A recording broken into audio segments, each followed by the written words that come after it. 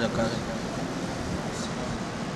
اعوذ باللہ من الشیطان الرجیم، بسم اللہ الرحمن الرحیم۔ یسبح للہ ما فی السماوات وما فی الارض، لہ الملک ولہ الحمد وہو علی کل شیء قدیر، هو الذی خلقکم فمنکم کافر ومنکم مومن واللہ بما تعملون بصیر، خلق السماوات والارض بالحق وصورکم فاحسن صورکم والیہ المصیر، یعلم ما فی السماوات والارض ویعلم ما تسرون وما تعلنون، واللہ علیم بذات الصدور۔ الم یأتکم نبأ الذین کفروا من قبل فذاقوا وبال امرهم ولهم عذاب علیم، ذلک بأنہ کانت تأتیہم رسلهم بالبینات فقالوا ابشر یہدوننا فکفروا وتولوا واستغنى اللہ واللہ غنی حمید۔ زعم الذین کفروا ان لن یبعثوا قل بلی وربی لتبعثن ثم لتنبؤن بما عملتم وذلك علی اللہ یسیر، فآمنوا باللہ ورسولہ والنور الذی انزلنا واللہ بما تعملون خبیر۔ یوم یجمعکم لیوم الجمع ذلك یوم التغابن، ومن یؤمن باللہ ویعمل صالحا یکفر عنہ سیئاتہ ویدخلہ جنات تجری من تحتها الانہار خالدین فیہا ابدا، ذلك الفوز العظیم۔ والذین کفروا وکذبوا بآیاتنا اولئک اصحاب النار خالدین فیہا وبئس المصیر۔ اللہ کے نام سے شروع جو نہایت مہربان رحم والا۔ یہ سورہ تغابن ہے۔ اللہ تبارک و تعالیٰ ارشاد فرماتا ہے، اللہ کی پاکی بولتا ہے جو کچھ آسمانوں میں ہے اور جو کچھ زمین میں، اسی کا ملک ہے اور اسی کی تعریف، اور وہ ہر چیز پر قادر ہے۔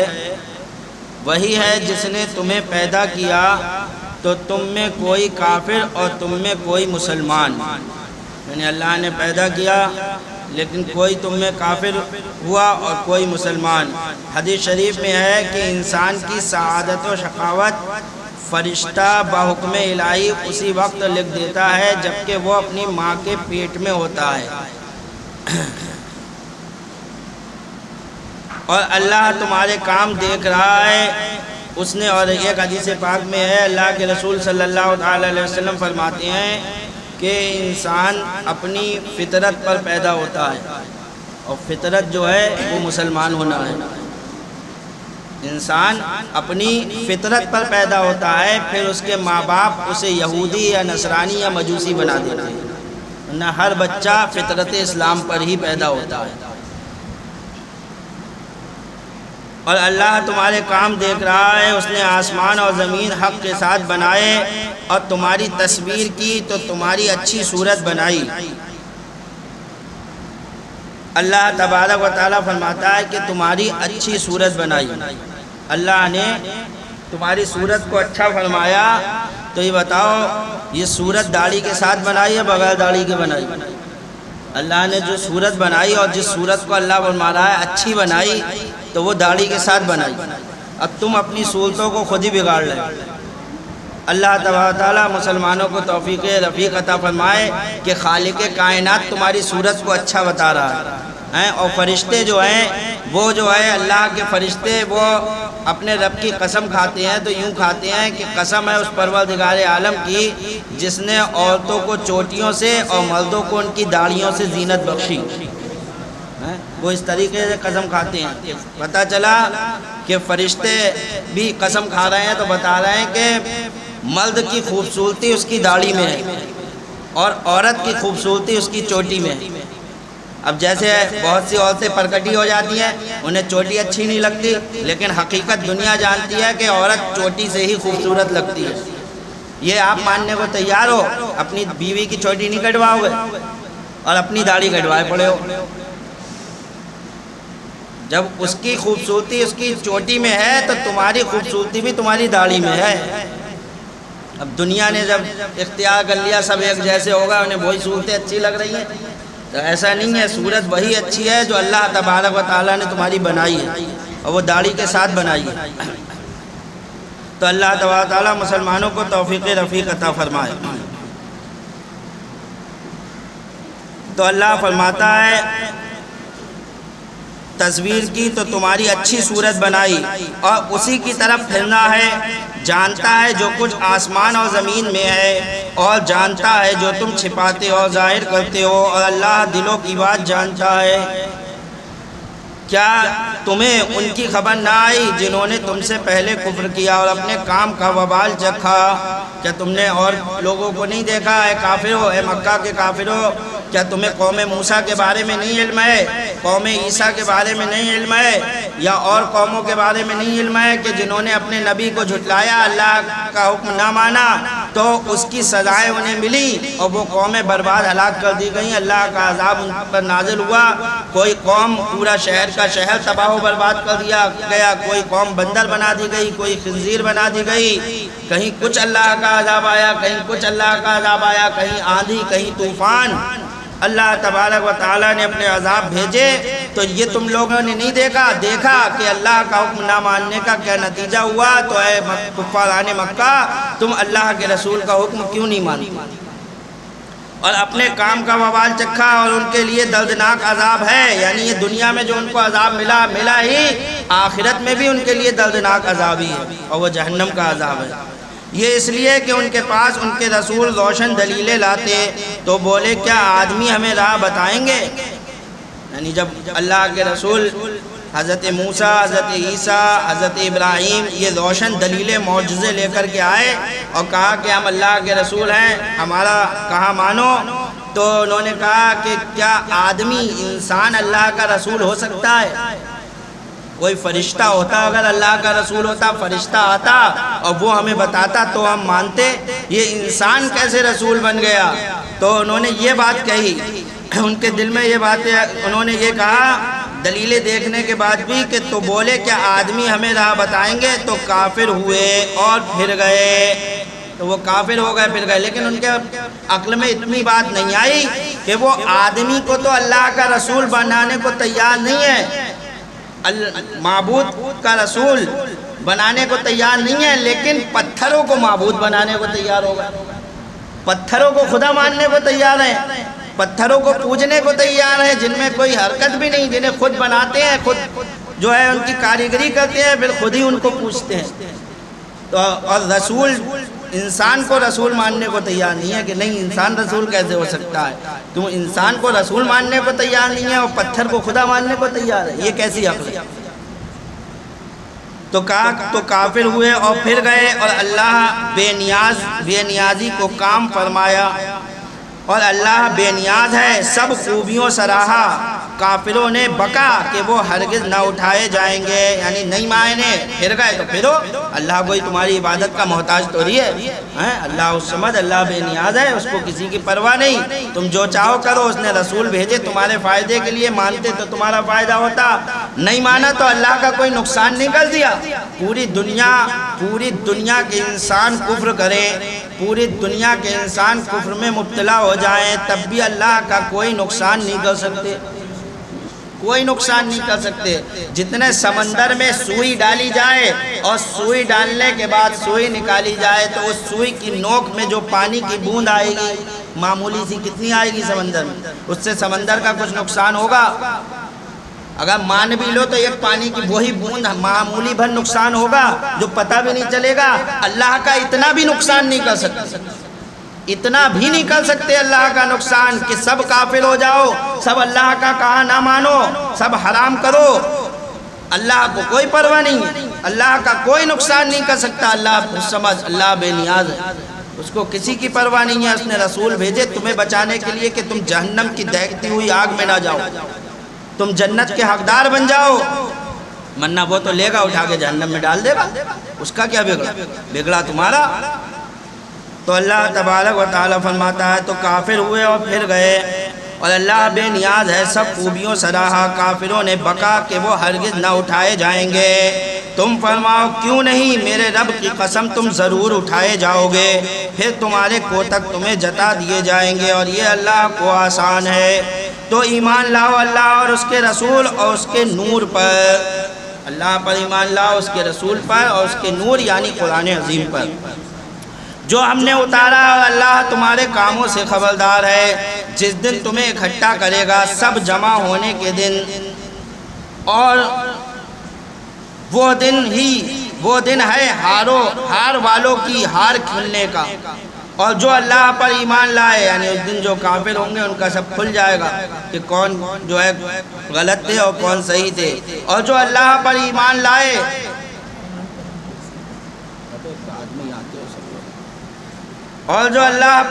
لائے اور اچھا کام کرے اللہ اس کی برائیاں اتار دے گا۔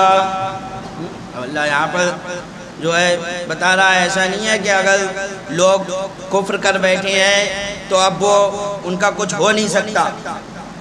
اللہ ان کو بتا رہا ہے کہ ایسا نہیں ہے اگر تم نے کفر کر لیا اب جہنمی ہوگا، ایسا نہیں، اگر تم ایمان لاؤ اور اچھے کام کرو تو اللہ پیچھے کی تمام برائیوں کو تمہارے اتار دے گا، سب ختم کر دے گا۔ آگے کی زندگی الگ، کفر کی زندگی الگ۔ تم نے توبہ کر لی، سچے دل سے ایمان لے آئے اور اچھے کام کرنے لگے تو سارے گناہ معاف ہو گئے، اور اللہ اس کی برائیاں اتار دے گا اور اسے باغوں میں لے جائے گا جن کے نیچے نہریں بہیں کہ وہ ہمیشہ ان میں رہیں۔ یہی بڑی کامیابی ہے، اور جنہوں نے کفر کیا اور ہماری آیتیں جھٹلائیں وہ لوگ آگ والے ہیں، ہمیشہ اس میں رہیں گے۔ کفر کیا وہ ہمیشہ اس میں رہیں گے، اور کیا ہی برا انجام، کیا ہی برا انجام۔ کوئی مصیبت نہیں پہنچتی مگر اللہ کے حکم سے، ما اصاب من مصیبت الا باذن اللہ۔ کسی بھی انسان کو کوئی بھی تکلیف پہنچتی ہے، کوئی بھی پریشانی لاحق ہوتی ہے تو وہ اللہ ہی کے حکم سے ہوتی ہے۔ یاد رکھو، کوئی بیماری ہو، کوئی مال کی چوری ہو، کچھ بھی ہو، کوئی بھی آپ کا نقصان ہو، کوئی تکلیف ہو، سب اللہ ہی کے حکم سے ہوتا ہے۔ فرماتا ہے کوئی مصیبت نہیں پہنچتی مگر اللہ کے حکم سے، اور جو اللہ پر ایمان لائے اللہ اس کے دل کو ہدایت فرما دے گا۔ جو اللہ ہی پر بھروسہ کر لے، ارے اللہ نے پریشانی دی ہے، کیا معلوم ہمارے کیا گناہ رہے ہوں، کس گناہ کی ہمیں سزا مل رہی ہو۔ ویسے گناہ تو اگر ہم یاد کریں تو ہمیں سامنے خود دکھ جائیں گے ہمارے کیا کیا گناہ ہیں۔ کوئی ایسے متقی پرہیزگار تو ہے نہیں کہ جو ہم یہ کہیں کیا معلوم ہمارے کیا گناہ رہے ہوں، صبح سے شام تک گناہ کر رہے ہیں، بلکہ یہ کہو اتنے جو گناہ کر رہے ہیں اس کی سزا ہے، یوں کہو۔ یہ تو کہنا غلط ہوگا کہ کیا معلوم کس گناہ کی سزا ہے۔ یہ تو متقی کوئی پرہیزگار آدمی ہے، اس کو دھیان نہیں آ رہا ہے کہ مجھ سے کون سا گناہ ہو گیا، وہ یہ بات کہہ دے کہ ارے معلوم نہیں کون سا انجانے میں مجھ سے گناہ ہو گیا ہے، اس کی مجھے یہ سزا مل رہی ہے۔ ہمیں تو یوں کہنا چاہیے صبح سے شام تک ٹی ویاں دیکھ رہے ہیں، فلمیں دیکھ رہے ہیں، گانے سن رہے ہیں، نمازیں پڑھتے نہیں ہیں، جو ہے گالیاں بک رہے ہیں، جھوٹ بول رہے ہیں، اسی کی سزا ہے اور کیا ہے۔ ہمیں تو یہ کہنا چاہیے، لیکن نہ کیا کہتے ہیں معلوم نہیں کون سا گناہ ہو گیا جنہیں کس کی سزا مل رہی ہے۔ اللہ تمہیں معلوم ہی نہیں ہے کون سا گناہ ہو گیا، ذرا غور تو کرو اپنی زندگی پہ، صبح سے شام تک نگاہ تو ڈالو تو پتہ چلے گا کہ گناہ ہوا یا نہیں ہوا۔ یعنی کہ گانا سننا گناہ نہیں ہے، کیا ٹیلی ویژن دیکھنا گناہ نہیں ہے، اسے گناہ سمجھ ہی نہیں رہے ہو؟ کیا جھوٹ بولنا گناہ نہیں ہے، کسی کی غیبت کرنا گناہ نہیں ہے، ناچنا گانا کودنا یہ گناہ نہیں ہے، نماز چھوڑ دینا یہ گناہ نہیں ہے؟ پھر کہہ رہا معلوم نہیں کون سا گناہ ہو گیا۔ ان سب کو گناہ ہی نہیں سمجھ رہے ہو؟ سب سے بڑا گناہ تو نماز کو چھوڑنا ہے۔ مسلمان ہونے کے بعد مسلمان پر سب سے زیادہ ضروری نماز ہے، اور نماز ہی چھوڑ رہے ہو، پھر کہہ رہا معلوم نہیں کون سا گناہ ہو گیا۔ ایسی عقل پہ پردہ پڑا ہے کہ گناہوں میں ڈوبے ہوئے ہو اور کہہ رہا ہوں معلوم ہی نہیں کون سا گناہ ہو۔ یہ کہو کہ اتنے گناہ ہو رہے ہیں یہ اسی کی سزا ہے، یا اللہ معاف کر دے، آج سے میں اپنے گناہوں سے توبہ کرتا ہوں، تو مجھے جو ہے مجھے شفا عطا فرما، میری پریشانیوں کو دور فرما۔ تو اللہ فرماتا ہے کوئی مصیبت نہیں پہنچتی مگر اللہ کے حکم سے، اور جو اللہ پر ایمان لائے اللہ اس کے دل کو ہدایت فرما دے گا، اور اللہ سب کچھ جانتا ہے۔ اور اللہ کا حکم مانو اور رسول کا حکم مانو، پھر اگر تم منہ پھیرو، اللہ کا حکم مانو اور رسول کا حکم مانو، اور پھر اگر تم منہ پھیرو یعنی اللہ کا حکم نہ مانو نہ رسول کا حکم مانو، تو جان لو کہ ہمارے رسول پر صرف سر ہی پہنچا دینا ہے، ہمارے نبی پر تو پہنچا دینا ہے پیغام دین کا، پہنچا دیا انہوں نے حق کے ساتھ آپ تک، مانو یا نہ مانو اللہ ہے جس کے سوا کسی کی بندگی نہیں، اور اللہ ہی پر ایمان والے بھروسہ کریں، ایمان والے ہیں ان کا بھروسہ صرف اللہ ہی پر ہونا چاہیے کہ مصیبت اسی نے دی ہے، دور بھی وہی فرمائے۔ اے ایمان والو تمہاری کچھ بیویاں اور بچے تمہارے دشمن ہیں، کون فرما رہا ہے؟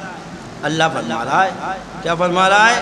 اے ایمان والو تمہاری کچھ بیویاں، پتہ چلا سب کی بیویاں نہیں، جو اچھی بیویاں ہیں جو اپنے شوہروں کو اچھی بات کا حکم دیتی ہیں، صبح فجر میں اٹھتی ہیں تو شوہر سے کہتی ہیں اٹھو فجر کی نماز پڑھ لو، ارے یہ کیسی آپ نے صورت بنا رکھی ہے، اللہ کے رسول کی سنت اختیار کرو، چہرے پہ داڑھی رکھ لو، تو وہ بیویاں تھوڑی شمار ہیں، وہ بیویاں شمار ہیں، ارے شیپ بہت بڑا ہو گیا جاؤ نا بنا کے آؤ،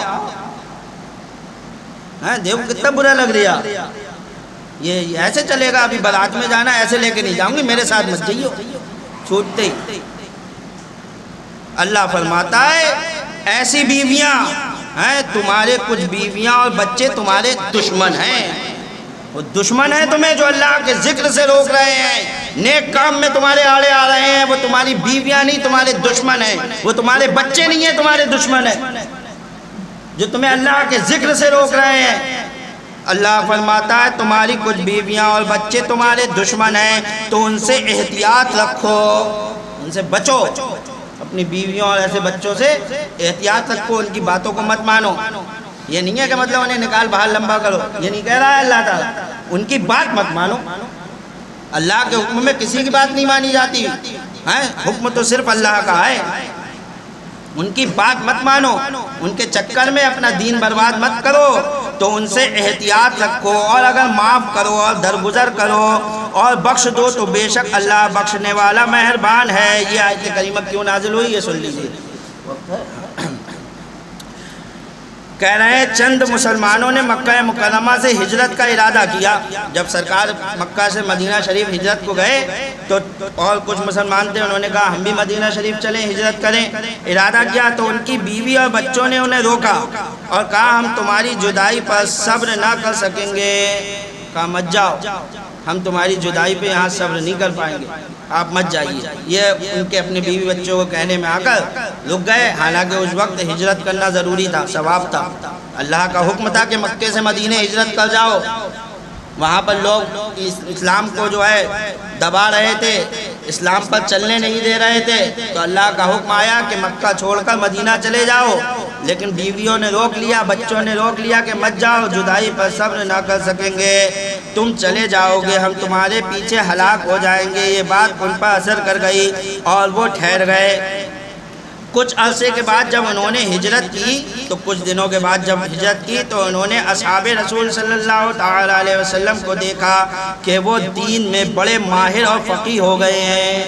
انہوں نے دیکھا جو ہم سے پہلے مسلمان گئے تھے ان کو تو بہت بڑے عالم بن گئے، ہم پیچھے رہ گئے، انہوں نے تو بہت کچھ سیکھ لیا اللہ کے رسول سے، ہم اتنے سالوں کے بعد آ رہے ہیں، ہم تو وہیں کے وہیں دین میں ہمیں کچھ بھی نہیں آیا۔ ظاہر سی بات ہے جو نبی کی صحبت پائے گا اس کا کیا کہنا، تو انہوں نے نبی کی صحبت پائی، وہ بہت آگے نکل گئے علم میں، دین میں، اور ہم پیچھے رہ گئے۔ تو کہا تم چلے جاؤ، دین میں بڑے ماہر اور فقیہ ہو گئے ہیں۔ یہ دیکھ کر انہوں نے اپنی بیوی بچوں کو سزا دینے کا ارادہ کیا، بڑا غصہ آیا بیوی بچوں کو کہ انہی کی وجہ سے ہم نہیں گئے تھے، اب ان کو سزا دیں گے، ہم سزا دینے کا ارادہ کیا اور یہ قصد کیا کہ ان کا خرچ بند کر دیں، کیونکہ وہی لوگ انہیں ہجرت سے مانے ہوئے تھے، جس کا یہ نتیجہ ہوا کہ حضور کے ساتھ ہجرت کرنے والے اصحاب علم و فقہ میں ان سے منزلوں آگے نکل گئے۔ اس پر یہ آیت کریمہ نازل ہوئی اور انہیں اپنی بیوی بچوں سے درگزر کرنے اور معاف کرنے کی ترغیب فرمائی گئی۔